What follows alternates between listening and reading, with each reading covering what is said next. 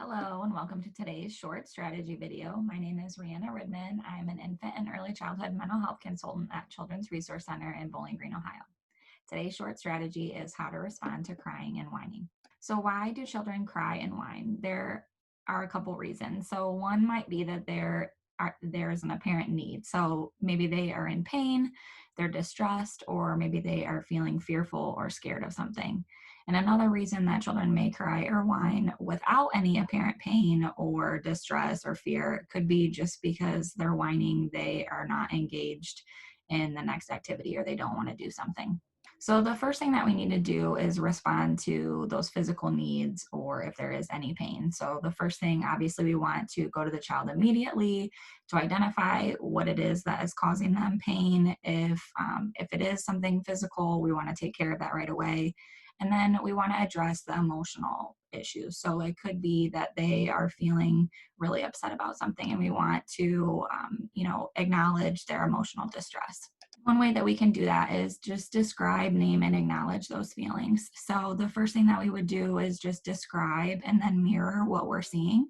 So, if I see that you're crying or you have your hands covering your face, and we're just describing that for them, the next thing that we would do is name that feeling for them. So, are you feeling sad? Or maybe you're feeling really frustrated, and then just acknowledge that, the positive intent, or acknowledge those feelings. You were hoping that we would get to play longer, or you were hoping that you could use the blue car instead of the green car. So we're just acknowledging those feelings and understanding, giving them a little bit of empathy.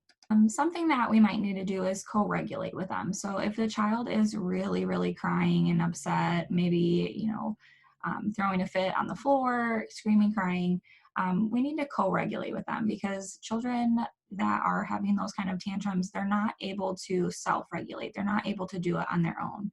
So co-regulation would require an adult to help either provide support for them or coach them through dealing with those big feelings, and really just modeling how we can express our feelings in a positive way. So sometimes co-regulation is, giving a hug or rubbing their back, breathing with them, using rhythm and repetition. We might, rub their back and say shh, and just help them feel better if they are crying or really distressed or upset.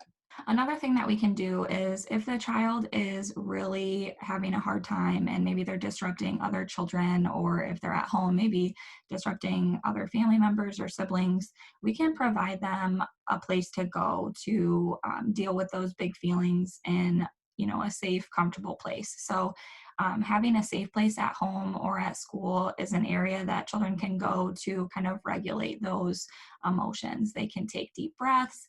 This girl here looks like she's taking some deep breaths in her safe place.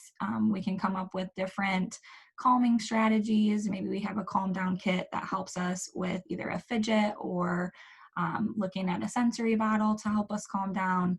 That way we have some place to go that is away from others if we're really struggling to calm down.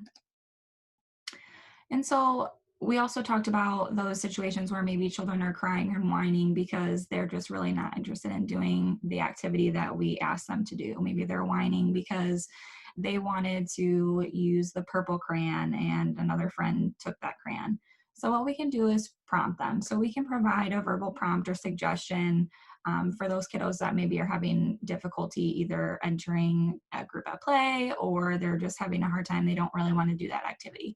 So we can prompt them and say, well, while you're waiting for the purple crayon, maybe you could hold this paper for me, or just giving them something to do so that it kind of helps them join that activity in a different way.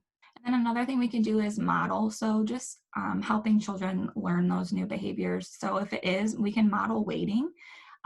We can model taking deep breaths when we're feeling frustrated, or, we're having a hard time, we don't want to do something. So, it's really hard sometimes when I have to go inside from playing outside too, and I'm not ready to go inside, but I'm going to take a deep breath and I can handle this. So we can model either using self-talk, or we can show them with our own behaviors how to handle those big feelings instead of whining. So we can model again by using our words. We can use a big voice or a calm voice to say what it is that we want or what we need instead of whining. So this last page is just some resources. I did put my email address, rihannar@crcwoodcounty.org. And I found the information from a tip sheet that was actually in this book here. Is a really great resource. It's called Behavioral Challenges in Early Childhood Settings by Connie Jo Smith. And just some of the tips or strategies come from the Devereaux Center for Resilient Children. And then lastly, please like us on Facebook at CRC Infant and Early Childhood Connection. Thank you.